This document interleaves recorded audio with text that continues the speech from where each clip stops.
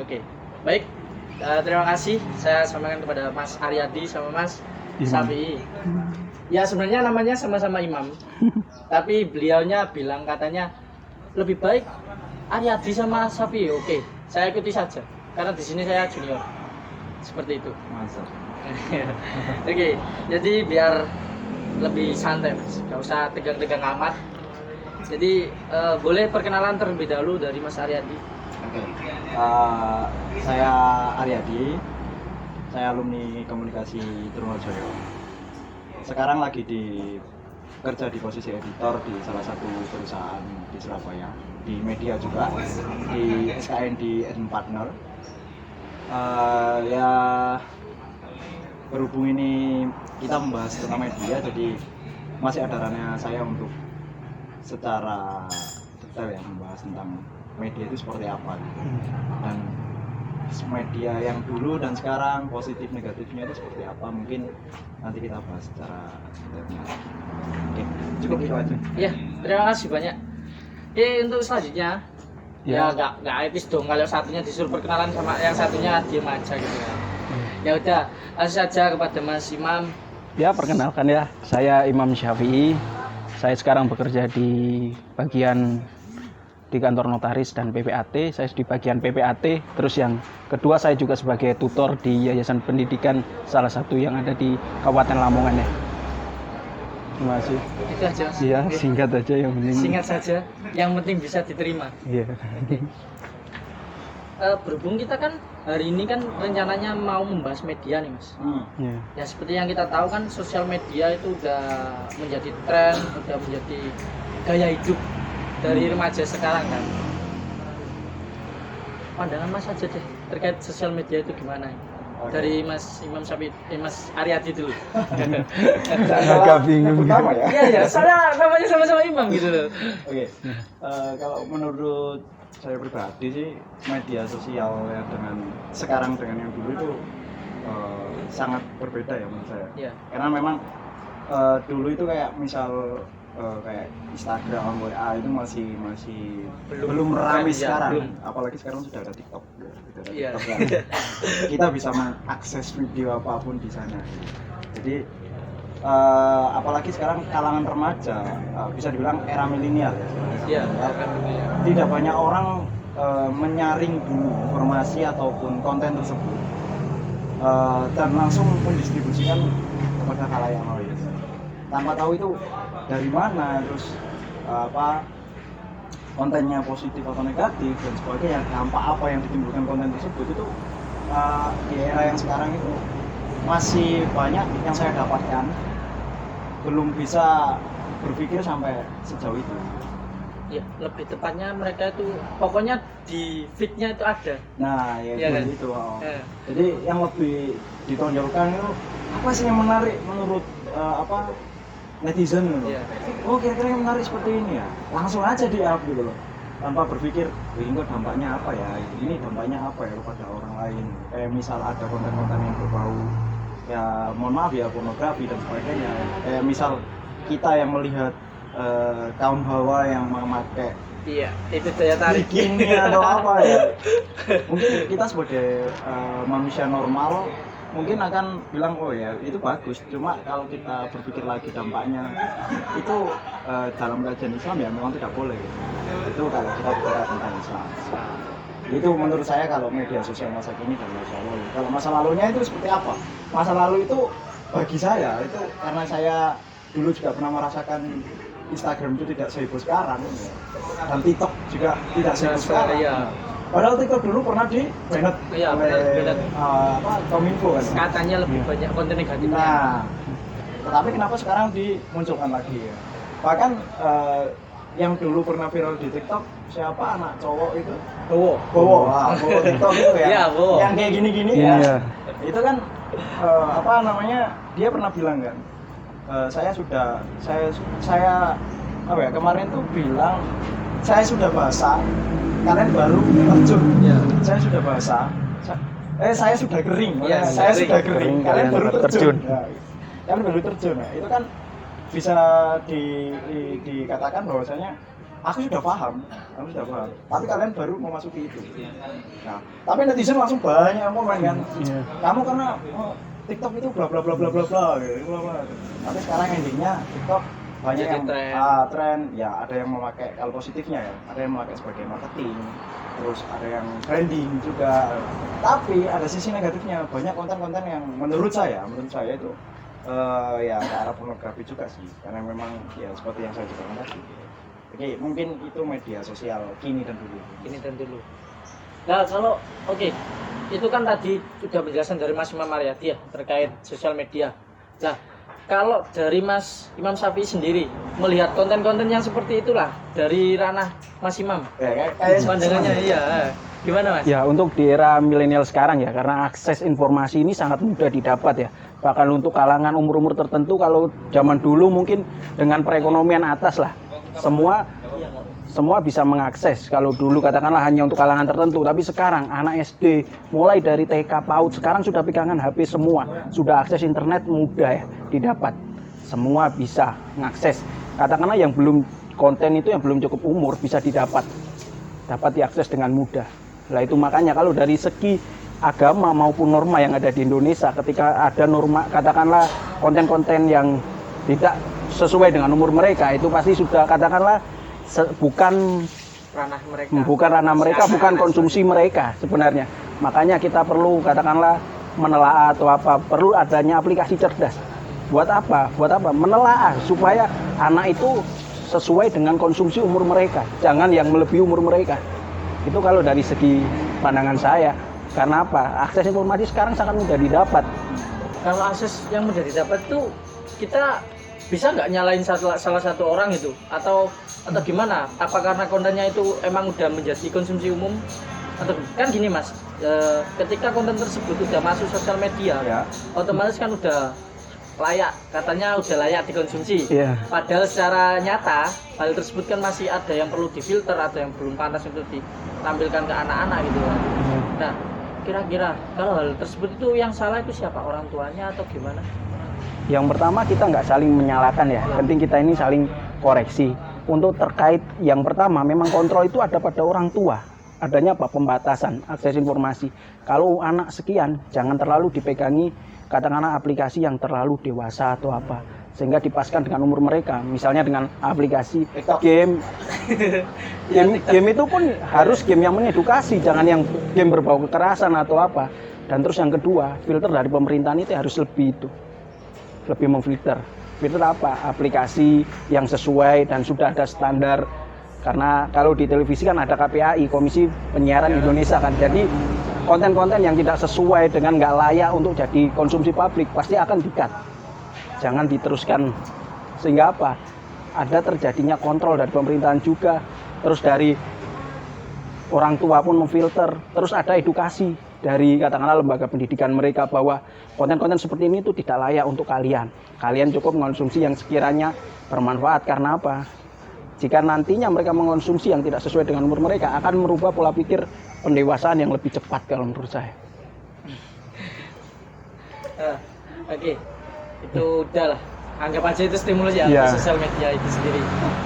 Kita kembali ke topik. Jadi kan dalam sosial media tentunya pasti dalam apapun juga ada dampak positif, ada dampak negatifnya kan. Nah, kita berbicara dampak positif dulu lah. Kalau dampak positif dari sosial media itu sendiri menurut Mas Imam Syafi'i dulu deh. Kan tadi ada Mas Imam Aryadi. Oke. Dampak positifnya. Dampak positif ini sangat banyak ya. Karena satu mempermudah untuk kita mencari informasi. Sekarang pun transaksi elektronik dan sebagainya pun cepat. Kita dapat mengakses informasi dari berbagai belahan dunia. Kita bisa dapat cepat hanya dengan pegang HP, kita ketik satu kata kunci, itu pasti akan keluar informasi tersebut. Untuk dampak positifnya. Kalau dampak negatifnya mungkin itu tadi ya, sesuai dengan konten yang belum sesuai dengan umur orang-orang tertentu ya, dan mengandung unsur-unsur yang sekiranya melanggar norma kesusilaan, norma agama dan sebagainya, itu yang perlu difilter untuk dikonsumsi lah. Tapi TikTok udah jadi tren anak-anak katanya. Nah itu yang repot. Tapi ya gimana ya, kan kayak anak kecil, bayi lah katakanlah bayi, mereka kan nggak tahu TikTok itu apa sebenarnya, tapi orang tuanya kan merekam dia, Ya. dimasukkan ke TikTok, Oke. ya, itu dijadikan konten gitu. Lah itu yang Nah, ketika masih yang direkam kontennya masih positif katakanlah itu kan masih nggak apa-apa, tapi ketika sudah melebihi dari nilai-nilai itu yang perlu adanya edukasi lagi. oke, ya. Kalau Mas Imam, Pak, ada yang mau diobrolin nih masalah dampak ini. Ya, Mas Imam, silakan. Nih, Mas Imam, Oh, oh iya, Mas iya. Imam Aryadi. Ya, sama-sama Mas Imam. Iya. Sama-sama Mas Imam misalnya, lupa Ya. saya. Jadi gini sih, kalau aku berkaca pada Indonesia yang sekarang aja, Ya. karena memang media sosial itu sangat berdampak banget. Kalau bicara tentang media sosial, positifnya adalah kecepatan informasi. Bahkan per detik pun kita dapat informasi. Nah, salah satunya adalah yang bisa kita pakai kalau dunia bisnis, karena memang saya juga pebisnis, itu marketing kita bisa meluas daripada kita offline gitu. Itu secara positifnya. Yang kedua adalah branding. Kita bisa membuat citra kita bukan lebih baik ya, bisa lebih luas lagi, orang-orang bisa mengenal kita ya, seperti itu. Terus dampak negatifnya itu juga banyak. Salah satunya karena kita kebebasan berekspresi, saking Bebasnya, iya. saking bebasnya, kita tidak bisa memfilter kata apa yang harus kita ucapkan pada sosial media. Kayak misal, kalau orang Jawa kayak misal Jancuk. Nah, itu Iya. kalau orang Jawa kan Jawa kita- Timur lebih Nah, tepatnya, Jawa soalnya Timur. Jawa Barat, Jawa Tengah nggak itu. Iya, Jawa Iya. Timur ya. Itu kasarnya dia kasar banget. Iya, kasar banget. Jancuk, ya, kasar banget.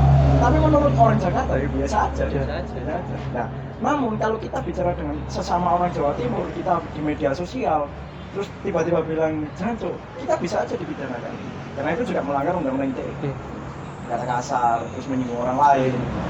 Terus sama juga kita kayak melihat banyak yang menurut saya konten-konten negatif di entah di Instagram ataupun TikTok, pornografi dan sebagainya, itu banyak yang memancing kita untuk berstatement berpersepsi bahwasanya oh ini bla bla bla Bla, bla, bla bla, bla. gitu ya, kayak ya siapa yang melihat dengan foto tersebut, terus apalagi kita para pria ya, laki-laki seperti Pria. Normal lah. Saja pria. ini melihat konten-konten seperti itu kayak oh no gitu. Nggak dikonsumsi itu. Emang Mubazir gitu. kalau dikonsumsi itu ya Dosa. secara Islamnya itu kan dosa gitu kan. Ya, makanya itu salah satu bentuk negatif dari sosial media. Jadi yang perlu kita pahami oleh anak-anak masa kini, seharusnya itu kalau kita mengkonsumsi sebuah konten itu kita juga harus bisa mengkritisi dulu, mencari tahu konten Sumber-sumbernya seperti gitu apa. ya. Jangan Nggak langsung langsung share tanpa tahu sumbernya dari mana. Itu nanti berdampak ke masyarakat itu seperti apa. Karena kadang satu video atau satu kata-kata itu mampu merubah statement orang banyak atau enggak opini masyarakat secara luas. Ya. Itu yang kita perlu saring informasi Dan terlebih itu dahulu. juga bisa membuat citra semakin Orang di bawah. semakin jelek. Nah, misal contoh, ada kasus kemarin temenku di media sosial sih. Dia terlihat biasa aja. Rasa bahwa kontennya bisa. Iya, dia biasa aja. Tapi ada temen dia yang dia di kolom komentar, pokoknya dia, oh ini kayak ini orang ini nih, misal kemarin tuh ada yang bilang kalau nggak salah di kolom komentar, oh orang ini sombong, orang ini buaya darat, orang ini Istilahnya hujatan lah. hujatan. Hujatan. Ya netizen itu kalau berkata itu selalu benar. Benar. Ya, dia merasa paling benar Nah, itu itu. Jadi Ya. dia menghujat seperti itu. Tanpa tahu kepribadian Iya. orang itu. Tiba saatnya di dunia nyata, orang-orang yang mengetahui komentar tersebut mengira bahwasanya dia itu seperti itu. Jadi padahal dia tidak mengatakan seperti itu. Dia bukan orang yang seperti itu, tapi ada netizen yang bilang seperti itu. Dan orang-orang masa kini tuh kayak wis percaya aja. Percaya aja dengan kata-kata itu. Oh ini playboy, oh ini sombong orang ini, jangan dia penipu, jangan berteman dengan dia. Itu juga bisa pencemaran nama baik kan. Perbuatan tidak menyenangkan. Jadi itu pengaruh juga. Pengaruh. Artinya sosial media sekarang itu bisa menjadi pengaruh Merubah opini seseorang merubah opini seseorang. atau sudut pandang tadi ya. Soalnya kan apa ya? Ketika seseorang tersebut bilang di sosial media itu menganggap bahwa oh hal ini tuh wajar gitu kan. Hal ini wajar saja sih kalau semisal di up atau semisal didiskusikan. Tapi ada sebenarnya ya kayak gini lah. Ketika seseorang tersebut hanya komunikasi lewat sosial media, seringkali kan miskomunikasi. Iya. Ya kan? Tapi ketika bertemu secara langsung, kadang itu orang tua ekspresinya biasa aja. Iya. Keselinnya itu di sosial media Iya, gitu. makanya. Ya kan? Adanya seperti itu kan. Iya. Pokoknya bagi saya ya, kalau ngomong Sosial media sosial media itu harus dihati-hati, dijaga-jaga. dijaga-jaga, terus jangan asal A B C CD, nyeletuk tuh. karena itu bisa menjadi pencemaran nama baik kayak kasus teman saya tadi. Iya, iya. Kalau teman saya itu Nggak mau, terima, dia melaporkan nggak terima, secara hukum lah. mau melaporkan secara hukum ya, dia yang nggak sengaja komen seperti itu dia bakal kena pidana gitu. Tapi teman saya udah biasa aja karena saya tidak melakukan itu. Nggak merasa, katakanlah Apa bisa cuek lah. bilang baper itu. Nah, Nah. makanya. Kalau semisal orangnya nggak baper ya biasa aja gitu. Ya, iya. Kan ada sih kadang sebenarnya itu hal yang remeh. Yang receh gitu Remeh, ya. receh.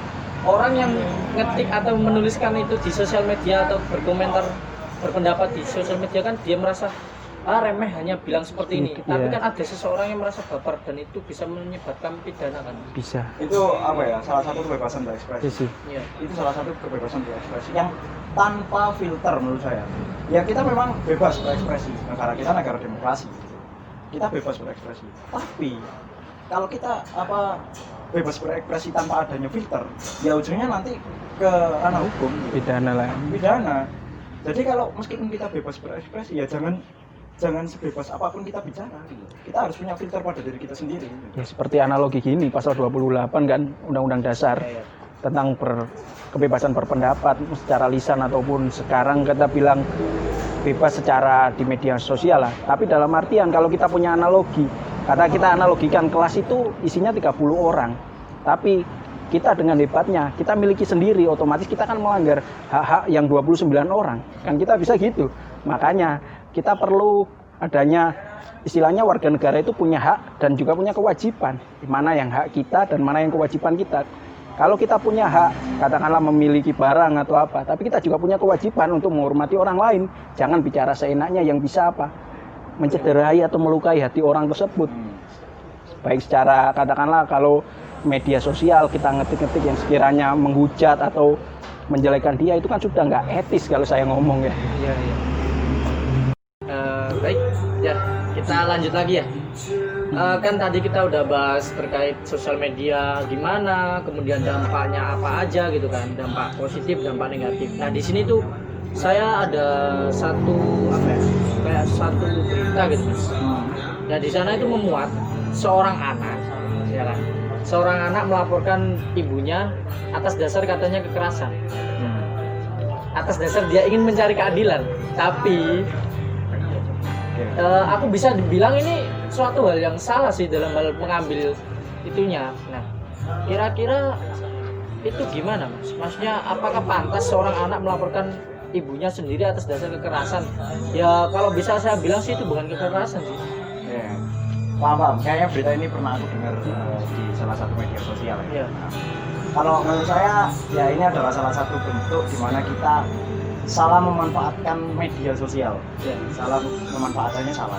Dan ini dampak negatif bagi dirinya sendiri.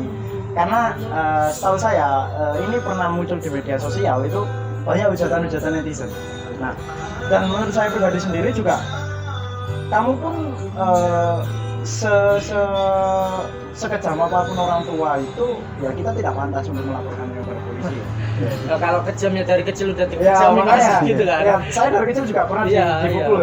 Enggak belajar itu aja. Asam udah garamnya dipukul. sudah banyak ya Ya, kalau ya, masalah itu orang tua ya. Ya, nah ini kan dari sisi media sosial sendiri. Ya. Kamu salah sudah memanfaatkan media sosial kali seperti itu. Dalam video tersebut kan saya pernah dengar bahwasanya dia berkata, saya tidak mau mengumbar aib keluarga saya. Iya. Tetapi Secara langsung itu jadi Cara tidak asumsi langsung. publik Nah, gitu. Cara tidak langsung, Iya. maksudnya sudah menjadi konsumsi Publik. gitu loh. Dan Dia semua sudah orang pun harus tahu. Ketika udah Media masuk sosial. sosial media kan udah Nah. menjadi konsumsi umum. Umum, Nah, ya. itu, dan jejak digital tidak pernah Bisa dihilangkan. Ya, makanya dia berkata seperti itu poin pertama dia berkata seperti itu, Allah sudah, oh no, kamu sudah berkata seperti ini bos, tapi kamu up ke sosial media. Iya. Secara tidak sadar ya. Dan Dan itu kan katanya kekerasan dalam rumah tangga. Rumah tangga. Kekerasan dalam rumah tangga ya. Kalau dibilang kekerasan dalam rumah tangga mungkin kalau di ranah hukum memang ada pasalnya, ada pasalnya gitu. Ada payung hukumnya. Tapi kalau bagi saya kalau itu kaidah Islam ataupun Norma. sosial media, norma dan sebagainya itu ya nggak pantas, Rek. Kamu secara kamu anak kandung ya melaporkan ibumu. Terus selama ini kamu menyusu dari mana gitu loh. Kamu uang dari mana dulunya ya meskipun saya tahu ya itu konfliknya karena memang ayah sama ibunya udah bisa.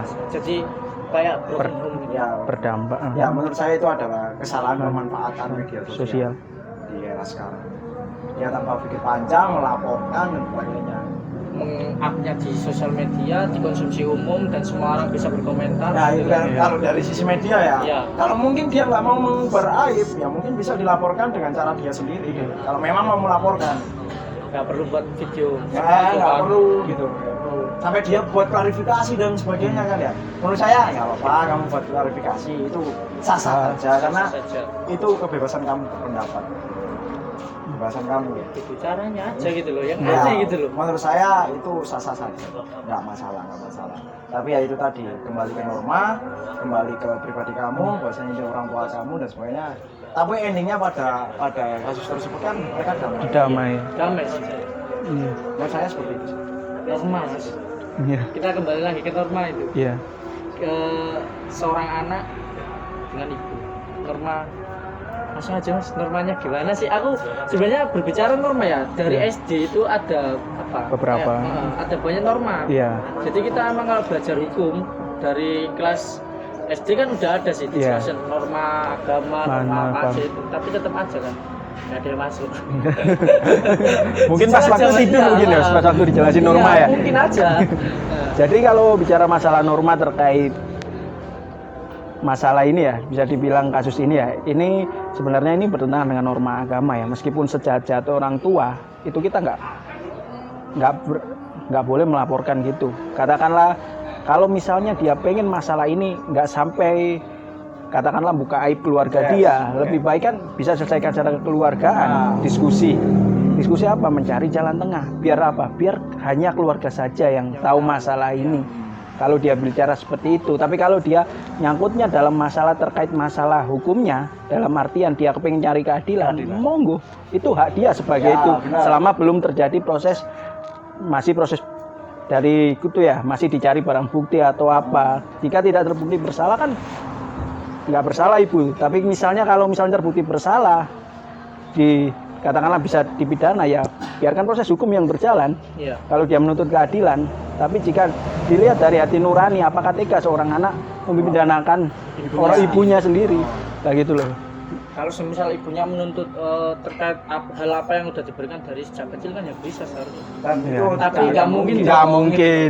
Itu sudah kewajiban orang tua terkait itu. Ibu tidak akan pernah memberi. Gitu. Ya, Kan banyak pepatah itu yang mengatakan, kasih ibu sepanjang masa, kasih anak sepanjang jalan. Jalannya aja buntu gitu. Jalannya aja buntu ya kan gitu. Selagi ada jalan dilalui tapi kalau udah buntu ya diam. Iya. Ya kembali ke Individu yang endingnya untungnya berdamai ya, nggak sampai memperpanjang masalah, dan semoga aja kasus ini mampu menjadi pelajaran bagi sang ibu maupun sang anak sehingga masalah ini nggak terlalu berkepanjangan dan nantinya bisa memperbaiki hubungan antara ibu dan anak itu hati tadi. nuraninya baru terbuka. Jadi dari kasus ini itu kita menemukan dampak negatif dan dampak positif. Positif, iya. Soalnya kan negatifnya tadi tingkah anaknya yang tadi kan, Iya. yang katanya dia pengen mencari keadilan tapi klarifikasinya lewat sosial media. Tapi dampak positifnya ini juga bisa dijadikan pelajaran untuk kita semua. Untuk diri kita, untuk mas-masnya gitu kan. Ya bukan kita aja, mungkin buat yang nonton juga kan. Iya. Itu sangat penting. Jadi kita kan udah bahas panjang banget nih Mas. Udah bahas dari sosial media itu apa, dampaknya apa. Kita bukan mengangkat tadi contoh Iya. Untuk kesimpulan lah. Kita ambil kesimpulan dari semua pembahasan kita tadi dari awal hingga akhir, kira-kira dari Masnya sosial media itu gimana kesimpulannya? Siapa ini? Ya, monggo Mas siapa Arief. yang mau duluan? Sedih. Oke. Kalau menurut saya sosial media yang sekarang ya pemanfaatannya harus lebih positif. Jadi kembali pada diri kita, kalau kita kritis dalam bersosial media, kita pasti tidak akan mengunggah ataupun mendistribusikan ataupun menyebarluaskan konten-konten yang menurut kita sendiri itu tidak pantas ataupun tidak tahu dari mana asalnya. Ya, jadi bijaklah dalam bermedia sosial. Kalau kamu bijak dalam bermedia sosial, insya Allah dampaknya juga yang positif. Ya, alhamdulillah saya pun pernah memanfaatkan media sosial ke ranah negatif juga pernah. Tapi nggak sampai ke ranah pidana dan sebagainya. Maksudnya dalam artian kalau maksudnya kalau orang Jawa Timuran kan biasanya kayak kita bilang jancuk-jancuk di media sosial kan kayak kalau udah klub kan biasa. Iya, Nah, biasa. itu kan salah satu menurut kita biasa tapi orang lain kan oh gini kan. Kalau bukan terbiasa ya. Ya itu negatif. Ya itu maksud saya aku pernahnya seperti itu aja gitu. Iya. Iya. Ya, makanya bijaklah dalam bermedia sosial. Jangan sampai kamu itu ya kayak gini. Kalau saya punya statement kayak gini. Manfaatkan media sosial semaksimal mungkin. Jangan sampai kamu dimanfaatkan media sosial semaksimal mungkin. Jadi jangan sampai terbalik. Jangan sampai kita yang terpengaruh oleh media sosial. Nah, Bukan, ya seharusnya kita yang mempengaruhi media sosial itu lebih baik lagi kan, gitu kan. Ya sama halnya kita di keadaan seperti ini. Kita harus bisa kita harus bisa menganalisis keadaan kita sekarang, jangan sampai kita Menelaah dulu. kita yang dibawa keadaan. Masih ada. Itu sih kalau dari saya. Nah, dari Mas Sabi Kalau dari saya ya untuk terkait pemanfaatan media sekarang ya kesimpulan ya. Jadi kita harus bisa menggunakan media sosial ataupun media massa ini dengan bijak. Kita harus bisa mencari sumber informasinya gimana, kebenaran informasinya seperti apa. Terus dampak ketika kita menyebarluaskan ini dampaknya akan seperti apa. Jadi intinya satu kata, kita harus lebih bijak dan lebih bisa memanfaatkan informasi itu. Ketika positif kita manfaatkan, ketika negatif jangan diteruskan atau cukup kita stop di sini, jangan disebarluaskan kepada orang-orang karena nanti dampaknya bisa berpengaruh besar. stop di kita. Iya. Sudah jangan disebarluaskan lagi. Kayak berita apapun, pokoknya itu selagi itu udah tahu itu negatif, jangan kalau bisa jangan sampai disebarluaskan. Iya. Ya, tapi juga kita jangan sampai berdiam diri. Ya. Kalau kita berdiam, kalau memang itu negatif, Perlu dikritis. perlu kita cari tahu dulu sumbernya ya. Cari tahu dulu, jangan hanya Diam. kita harus diam aja. nggak ada tindakan ya. Sama halnya kita menjadi seseorang yang individualis Individualis, kan, gitu. gitu. Jadi Kita harus perlu menyadarkan masyarakat sekitar kita ya terkait hal maksudnya itu. ini informasi jangan sampai kamu mendapat informasi yang seperti ini gitu. Ya maksudku gitu juga. Perlu mengedukasi lah. Diedukasi juga. Jangan sampai hanya berhenti di kita, berarti kita mementingkan diri sendiri. Oke. Ya cukup menarik ya untuk pembahasan kali ini. Ya mungkin itu saja Mas. Terima kasih untuk kesediaannya Iya. ikut dalam podcast kami. Ya mudah-mudahan apa yang kita bahas tadi bisa memberikan manfaat untuk semua yang menonton video ini nantinya. Yang pasti kita mendapatkan banyak pelajaran terkait sosial media untuk bijak lagi dalam menggunakan sosial media. Jangan sampai kita karena terpengaruh anggapan bahwa ini adalah hal yang biasa, tapi bisa menjadi bumerang bagi diri kita sendiri. Benar sekali. Ya mungkin itu sekian. Terima kasih.